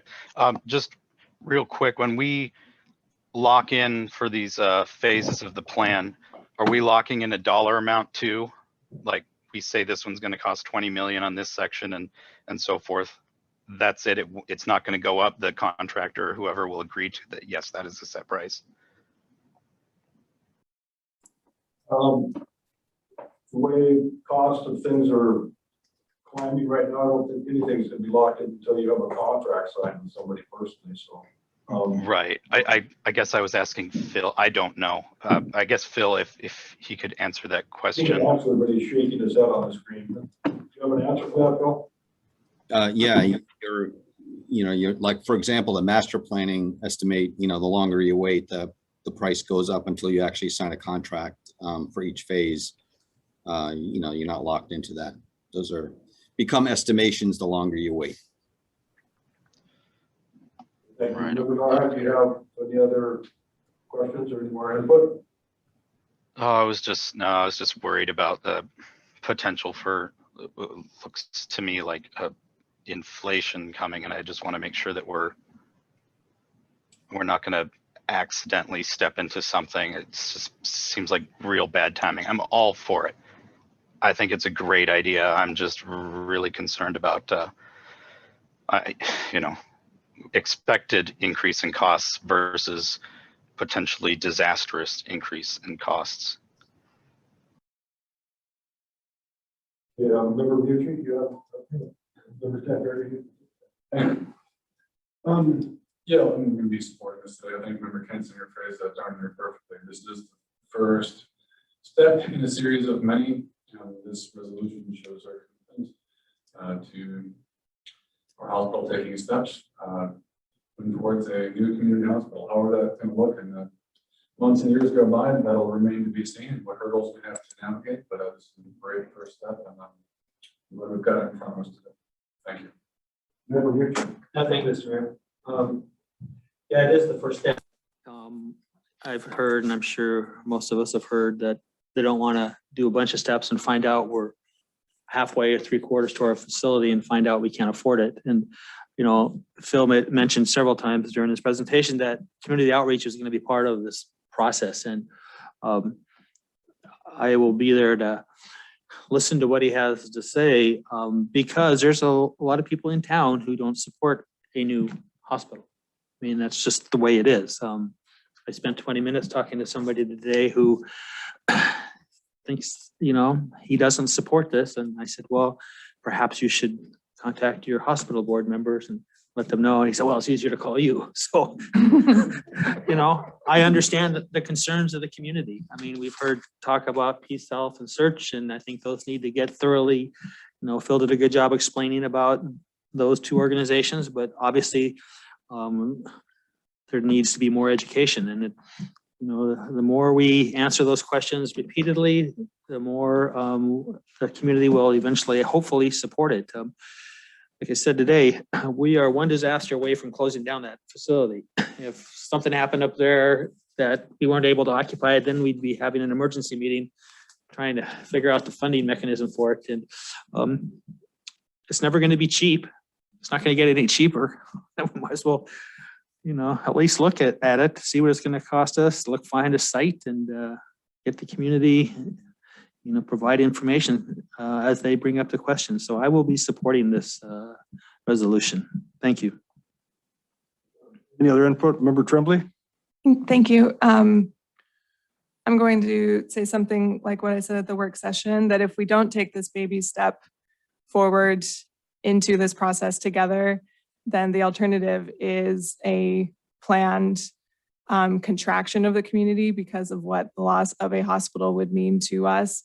And something that stuck out at me after our work session, one of the key dates in the timeline of the hospital overall and the process that's gotten us to this point was something was happening in 2008. And forgive me, I don't have the exact memory of what that event was, but that was 2 years after I was graduating high school here. And so here we are 15 years later, just beginning this baby step into this process. So we don't really know the timeline of when that final, you know, when that ribbon cutting ceremony will be on something new, a new piece of infrastructure in this community, but it will come not a day too late. We will need that point when we get to that point. So I'll be voting yes, because we need to move forward on this. And there are many, many, many conversations that we'll be having together as a community about the process. And I just ask for people's good faith in having that conversation, because I think our hospital is responsive to what we are asking them to do for us as a community. The board is definitely thinking big picture, long term, and I think that this is part of the assembly doing the same. Any other input? Like at the work session, I brought up a few concerns, and I still have those concerns, and a couple of the assembly members touched on that this evening. And before I can support moving forward with trying to find financing for even the prep of the land, one of my concerns with that is if we get that far, if we get the grants or whatever kind of funding we get, even if we can't bond that much, let's just put a $20 million figure out there. So if we get that far, we put in the utilities and build a piece of land, we get no more funding. Then we have a $20 million piece of land. I mean, that's just my train of thought. I know it isn't the same as many people, but so I would like to see the whole plan, you know, before me. And I know when the architect came, I believe that was 2020, pre-pandemic, and gave these numbers of 86 million to 100 million.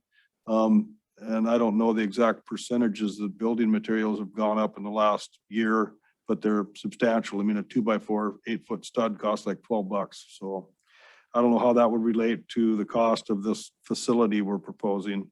So Another concern that I've had is our neighboring community, Wrangell, just had a hospital built by an organization called Search. They went through, I know there's some loopholes. We'd have to change charters or charter and do some other things. But the assembly, to my knowledge, or the public haven't been involved in any conversation with that organization, our Peace Health. We're deciding, in my opinion here, just to move forward and have another community-owned hospital. And privately owned hospitals around the country are having a tough time making it and if not going under. So I'm concerned about the responsibility that this would put on the residents if we even got the money, we got a facility and then it couldn't sustain itself. I mean, who's the burden on? So I would like to have a conversation with a couple other entities if they're interested. If they're not interested, then this is our only option. So the price tag scares me, and most of the people I've talked to in the public are kind of fearful of this direction too. But we all talk to different people, so maybe it's just my group. Anyway, that's my 2 cents. So Member Mucci? Yeah, thank you, Mr. Mayor. As far as, I could tell by talking to Phil and hospital board members, there's never been a discussion about bonding for this. They were gonna do this. Bill's got a plan to make this thing happen, and I'm there. And, while I listened to that Search and Peace Health presentation up at the hospital, whenever it was, it's not about Search or Peace Health. It's about what this community wants. And if the hospital board thinks that this is the best way to go, and they can convince most of us that it's a good idea, and that they are going to answer some of the questions that we all have, I'm going to be in favor of this. Like I said today, we all 7 of us, we don't have to, but we should support whatever we're going to do with this hospital, because it just doesn't look right when one of us isn't supporting this. I know there are. Benucci, I question your judging my input as being, we all are on this board. Sure. We all have an opinion. Sure. And we can rightfully express that without being questioned about it. Absolutely. No, I agree. But, for me, I have some concerns about this resolution and a new hospital. But I am comfortable with the answers I'm getting from the hospital board and hospital staff that this is a plan that they can do. I could bring up all kinds of things that you can't do it for this reason, you can't do it for that reason, but I have to trust the hospital board that they are doing what's best for the community, and they're looking for our help with this resolution, and I plan to vote for it. So yeah, I don't want to get lost in the bonding stuff because that's never been part of the conversation as far as I could tell. So thank you. Any other input before I ask the clerk to call the roll? The only thing I'd like to point out is this is indeed just a first step. And even if we do a site selection, even if we do get enough money to develop that site, and even at some point in the future, we want to have somebody else run and operate that hospital, that's not going to be money that's going to be wasted. Because sooner or later, we're going to have to build a new hospital. It might not be within the next 5 years, but it'll probably be at some point in the future. So I don't see this as a wasted effort right now. I just see this as the beginning of the process. And I respect your questions very much so, Mr. Mayor. I had those same questions myself. But I feel confident that by at least doing this first step, we can get the ball rolling, and then we can cross that bridge on how we're going to operate this hospital, how it's going to work in the future. I don't think that's something we're deciding here tonight. At least not in my mind. Any other input? Clerk, call the roll. Dave, Yes. Mark, No. Bob, Yes. Jeff, Yes. Jay. Yes. Taylor, Yes. Chelsea. Yes. Thank you. Okay, resolution 2021-04 passes with a 6-1 vote with Mayor Jensen voting no. And let me find myself back to the, Okay, that brings us to communications. Alaska Natives Without Lands response to Borough's questions on landless bill. This is on our website. It's quite lengthy, some of the responses, and I'm sure we'll be talking about this issue more in the future, but is there anything any assembly members would like to point out about this particular communication that they're? Thank you, Mr. Mayor. No, I'm just going to encourage members of the public to check that out. It's thorough, it's exhaustive, and it's worth looking at because however direction this goes, it will impact members of the community. So it's a great thing to pay close attention to. That's all. Any other input from assembly member Lynn?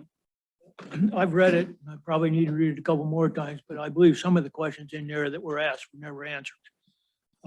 They were talked about in there, and I would urge the public to read that document because it's going to have a major impact on this community, whichever way you feel about it. Any other member Mutri? Yeah, thank you, Mr. Mayor. Yeah, it's 45 pages, front and back, questions and answers. And like Member Lynn said, there's a few more that could use a little bit more clarification. But yeah, it's, I'm thankful that the group answered the questions. They're very informative. Hopefully they'll be on the website, the Borough website. Yep, Debbie says yes. Tomorrow morning, I'll get everything there. Yeah, yeah, it's just part of the conversation. I'm looking forward to hearing what folks around the community have to say and looking forward to the June 2nd or 3rd meeting. So, yeah, thank you. Any other input? Yeah, it is currently on our website. If you look to the Borough agenda tonight, you could. Yes, it is on the agenda, yes. So you can do that, but yeah, so it's there. So then we have one correspondence received since April 29th. That's on the website. We don't read them. So that brings us to assembly discussion items. The first discussion item is Borough Marine Facilities. Member Lennon Kinsinger will discuss the borough's marine facilities. I'll start and then I'll let Member Kensinger jump in here. We met with staff and with Alan Murph Engineering last week one day, and we had Liz, Harbor Master, and we had Public Works with us. We went through facilities from Blackery Point, Banana Point, Woodpecker, and on around from all the way around. And then we talked about Point Agassiz and we talked about Kupernoff. And we went through about kind of 3 phases on it. One of them was what's there now, what kind of conditions it's in. 2 was, are there plans built or were they, and are they current, those plans current? Do we need more or where it's at? And then 3, we really talked about ownership too and who owns them. And there were some really good comments about it. And with that, I'll let Member Kensinger kind of take over and go through them if you would. And then because I thought there was some really good discussions, some things I learned I didn't know about them. Yes, we kind of went through all the different facilities and did an evaluation of what their needs were and future needs were going to be. And what I want to emphasize what we're doing is we're trying to get shovel-ready projects there so that if we do get money in this next round of infrastructure funding, that we can fund some of these projects. But to get to that point, we have to spend a little bit of money on our site to kind of give an idea of what we want and what we would like to see.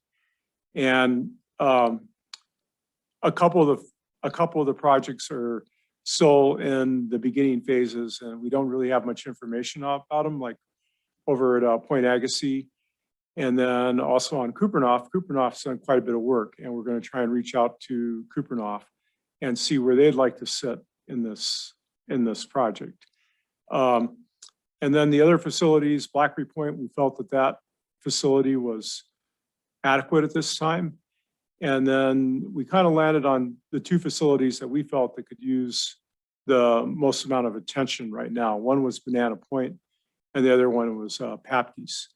With Banana Point, there's been a lot of discussion about the breakwaters there needing repairing, and then also having some sort of dock or I don't know exactly what you'd call it, so that like when breakaway charters drops people off there, people could get off on a dock, and I'd have to jump off the front of the vessel. Also had some discussions about the abandoned state facility. I don't exactly know where it's at, what that cove is called there, that the state spent $13 million on and isn't being utilized by anybody. And seeing if that could possibly, we could work something up there at some point in the future where that could be put to some sort of public use. And then of course, Papke's, I think everybody here knows the state of Papke's is pretty bad. It's a heavily used facility. And what we discussed was a phased approach. So in other words, if we were able to get a small amount of money, we could spend it with Harbor Master Wallen asked us to look at what we'd eventually like to have and, you know, what that would look like at some point in the future. So, you know, so that's kind of where we ended up at. So long and short, what we need is we need a little bit of money for engineering. I believe the figure was $15,000 to do a very preliminary site plan for Papke's, and then another $10,000 to do a site plan for Banana Point. And it was proposed that that money would come out of the property development fund.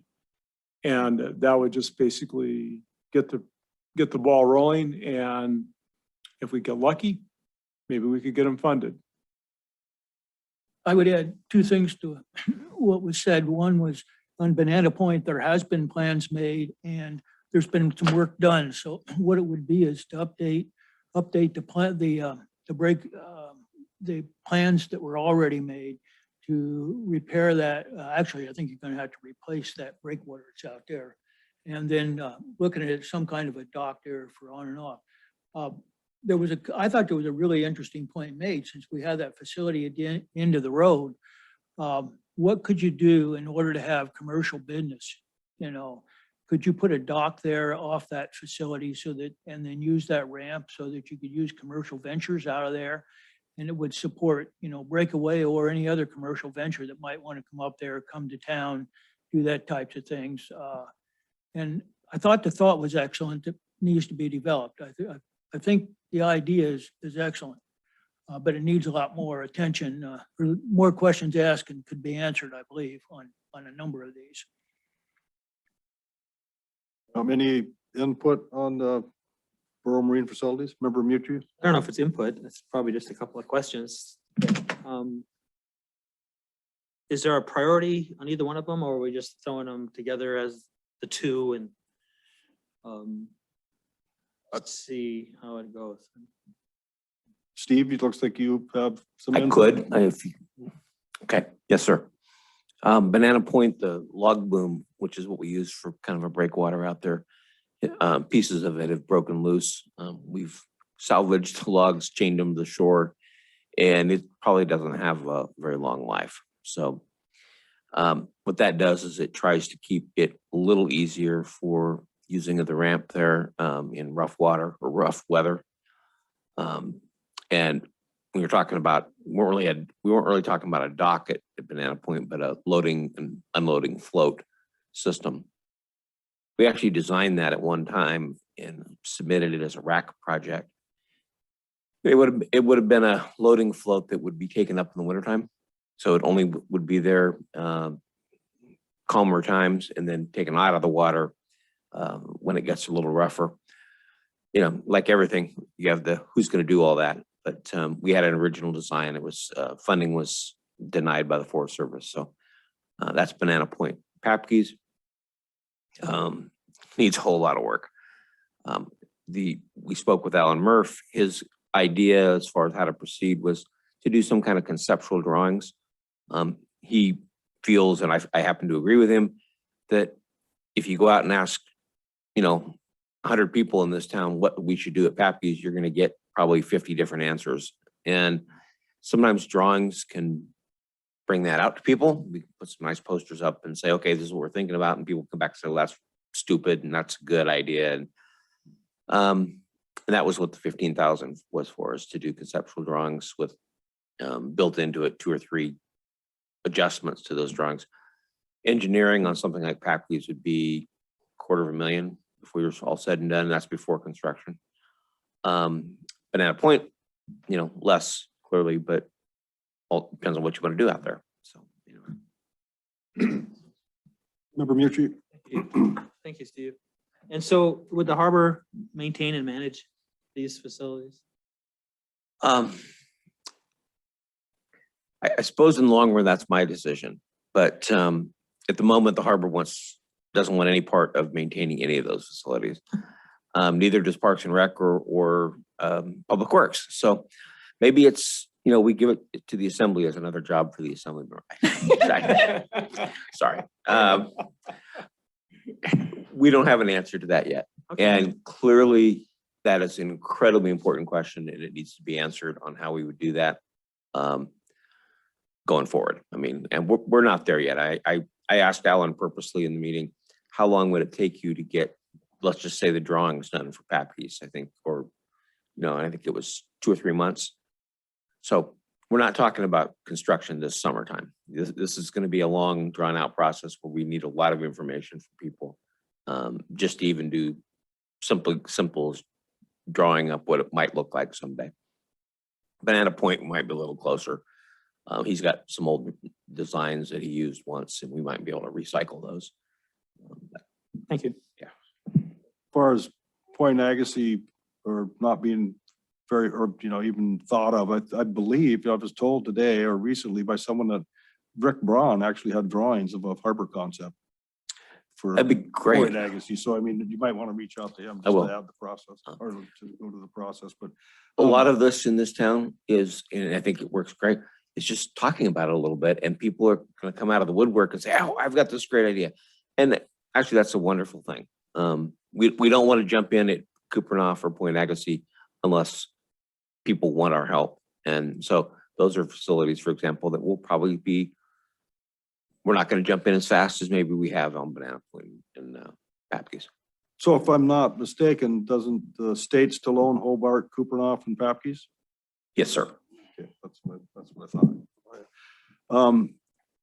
Yeah, I've got, I know that this is great information, but we got to this point, and I appreciate the work that Member Kinsinger and Member Lynn has done and the staff, but did we, as an assembly, I mean, we have to visit again if we're gonna spend any money. Yes, sir. Did we form an ad hoc committee or anything to do this, or just for you guys to get information? So, and I'm glad for you guys volunteered your time because I don't have time. This through the mayor, Yeah. This was my fault. The assembly approved these marine transportation facilities as a project for the our delegation in DC. The DC delegation is saying, really pushed on, do we have anything that's shovel ready? So what I'm headed down the road of is how do you get something shovel ready when I don't even really know what needs to be done on these 5 facilities? So I pulled together a group, to just literally have the conversation that the assembly members have talked about tonight. It's not a standing committee or anything like that. It was just, I wanted some information and kind of some people who know about this stuff a lot more than I do. What's our next steps? What should we be thinking about? And that's why I invited Alan Murph to the meeting. He's, been here a long time. He's an engineer and he knows the stuff. And, to get. I was sure. concerned or wondered. So any other discussion on the Borough Marine Facilities? Yes. Discussion on Member Tremblay.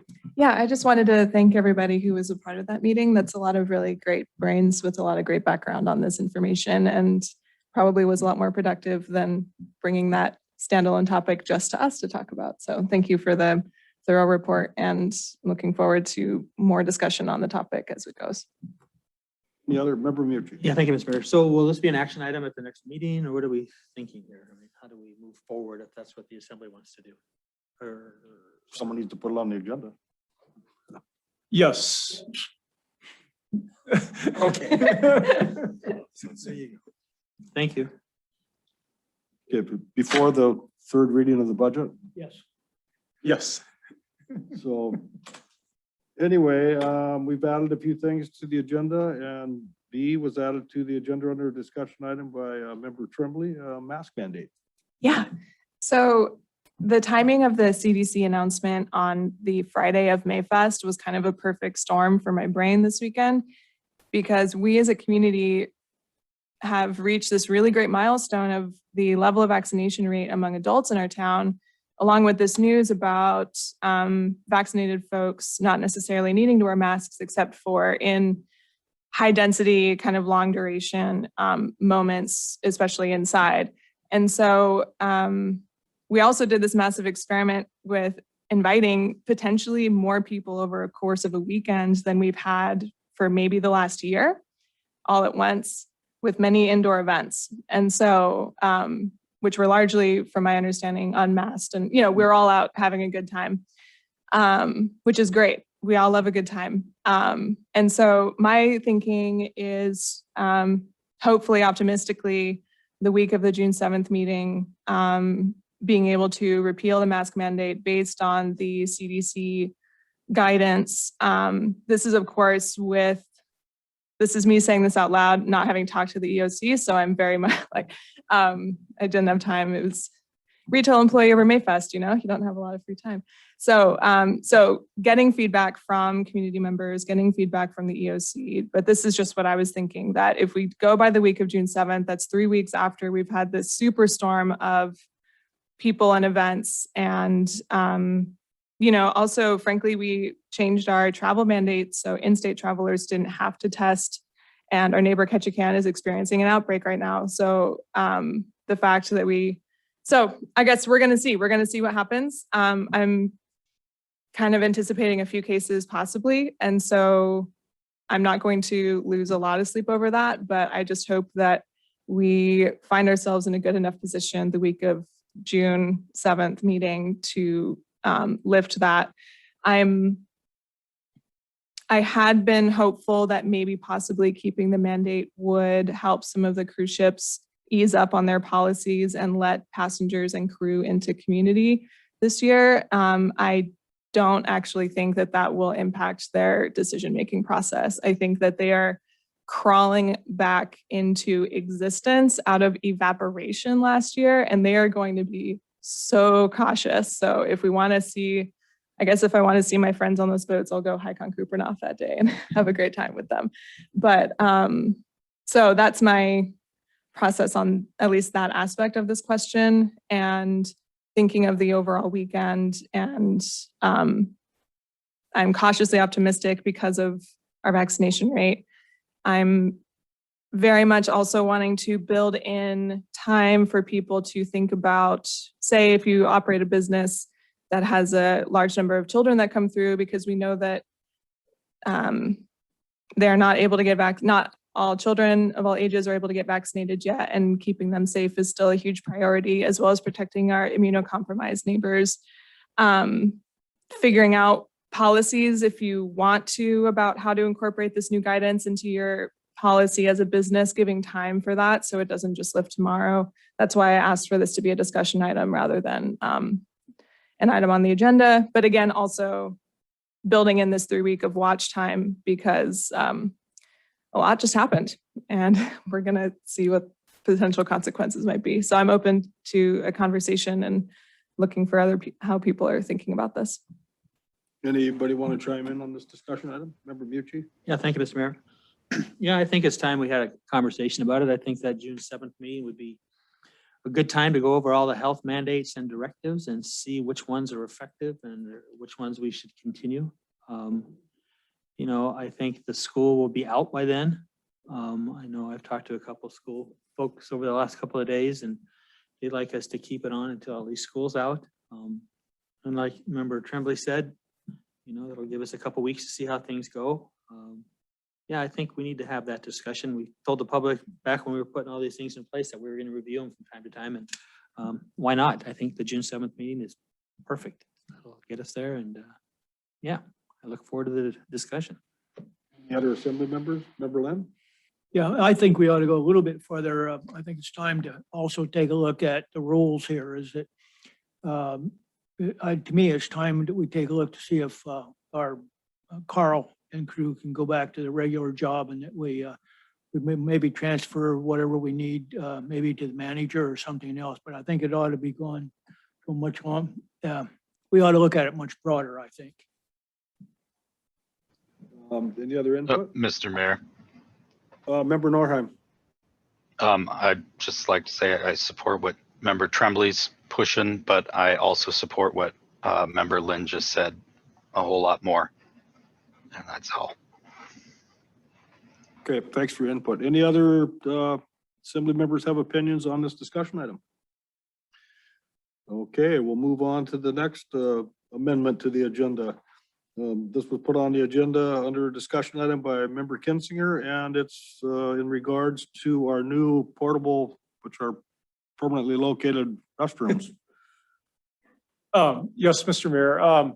Wonderful facilities. If you didn't get a chance to see them or use them during Mayfest, take a look. They're in the corner of the municipal building parking lot.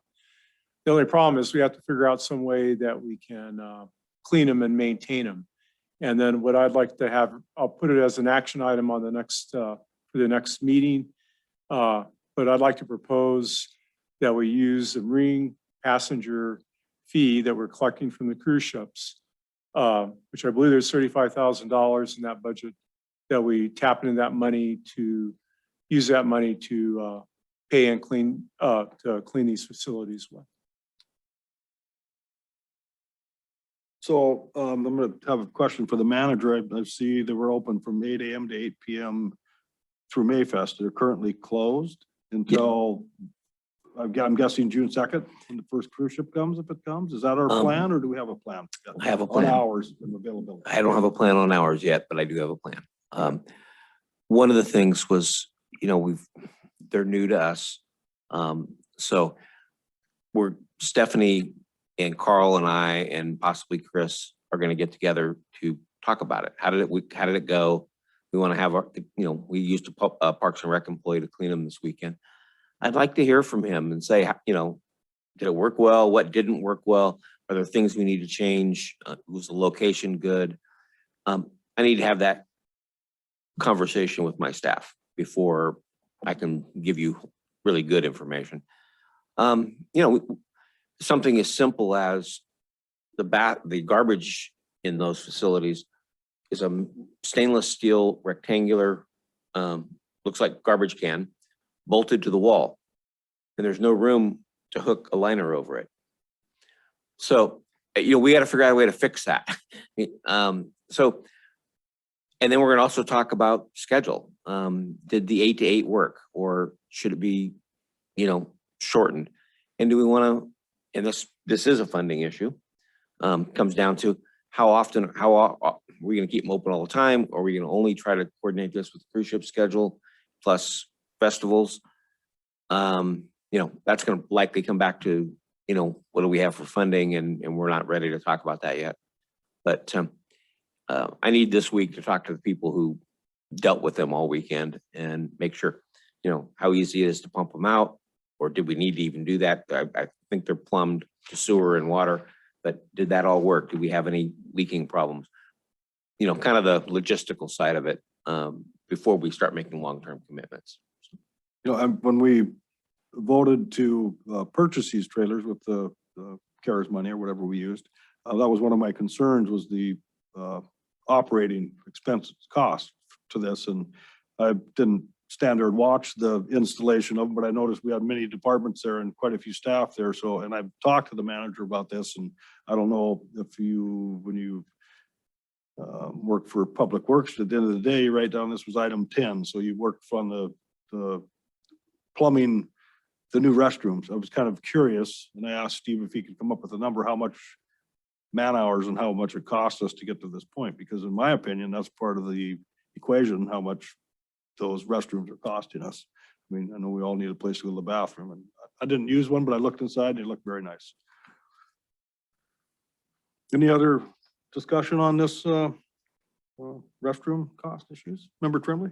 Just as a employee of a business directly next to that would otherwise we basically become a public bathroom in festivals without something like that. Thank you so much for I can see it from the register, and it was very well used. I think it was a very useful resource for festival goers this weekend, and I know relieved a huge burden from the businesses in that corner of the community. And I wouldn't be surprised if that became like the the spot for folks in town that was otherwise dispersed rather widely across downtown. So, and I did see the huge amount of work that was put into installing it. I'm also sure some of that was first time, you know, rhythm finding. So I'm sure it'll only get smoother from here, hopefully. And I'm excited to hear feedback from the crew that put it together and is responsible. And I know it'll be an ongoing discussion, but if we could figure out how to, in my mind, if we could sustainably fund it through the marine passenger fee, then that fee is doing its own job because those passengers need that kind of service on the regular basis. So I'm very excited about this development and looking forward to the next steps in it. Through the mayor. Yeah, again, some little things we need to work out better. And we need to come up with what those costs were. And we think it worked well. They're put purposely in that spot because we have cameras on them on the outside. And that was, you know, we had one incident with someone passed out in one this weekend. That's why we have cameras. I mean, is to make sure that things don't get out of hand in any place. And so I think we'll get better at it. I like that location just because it's also, there's a lot of traffic by us coming and going, and plus the police department. But there's also discussion about we should move them out closer to where the ships come in. We'll see. That's another part of the conversation as well. Any other input from assembly members? Okay, that brings us to assembly member comments. Any assembly members have comments on anything they haven't spoken to tonight? Member Mucci? Yeah, thank you, Mr. Mayor. I just wanted to thank Mindy Lopez at Chamber of Commerce and everybody else, city staff, who all got to Little Norway Festival off the ground and pretty successful time. Looked like it was, people were having a fun time and there were lots of people downtown. And yeah, it took a lot of work. And I just wanted to thank those people publicly for all their efforts because it takes a lot of work. But yeah, thank you very much. Any other assembly members have comments? Yes, I want to echo what Member Mucci said, and then I'd also like to thank Parks and Rec and the city and the borough staff. They did an excellent job making it a really fun event for, I think, everybody in the community. See all the smiles. Any other assembly member comments? Yes, Mr. Mayor. If not, Member Norheim? Yeah, can you hear me? I can. Okay. I just wanted to thank the V&V guys and girls for showing up and doing our thing, being the clowns of the town and whatnot, taking pictures and whatnot with everybody. It was a fun time. There was actually more people around than I kind of thought there would be, and I bet that was a great boost for not only morale but the economy. Okay, thank you for that. Any other comments over on that topic? If not, recognitions. Anybody have any recognitions? Member Stan Gregor. Thank you, Mr. Mayor. Two brief ones. One, just to all the graduating seniors coming up. Congrats. The next chapter of your life is here, and I'm excited for all of you guys and families that helped get you there. There's many other recognitions I could do, but I want to specifically recognize everybody who either volunteered or chose to throw a ball at the dunk tank to raise money for Coach Andy. Coach Andy is a really good man, and I was so glad to see people lining up trying to raise money for that man. So thank you, Viking Swim Club, for organizing that for a person who needs our help in our community. Thanks. Any Member Tremblay? Just wanted to echo the huge thanks to the large army of people that put on an amazing weekend for the community. It was beautiful to see, and I know it's very difficult under the best of circumstances. A pandemic is not one of them, and everybody rose to the occasion in a really beautiful way and made stuff happen in a way that was just gorgeous. And I just also, because they weren't highlighted yet, the vendors, everybody who made food and made products and made the downtown the lively source of commerce that it was, as well as the retailers that made all these beautiful displays and got stocked up and got ready and navigated the crowds for the first time in quite a while. It was a busy weekend, and hopefully everyone gets to enjoy some sunshine and maybe a nap. Okay, any other recognitions? Entertain a motion to adjourn. So moved. Second. All those in favor say aye. Aye. Aye. All right.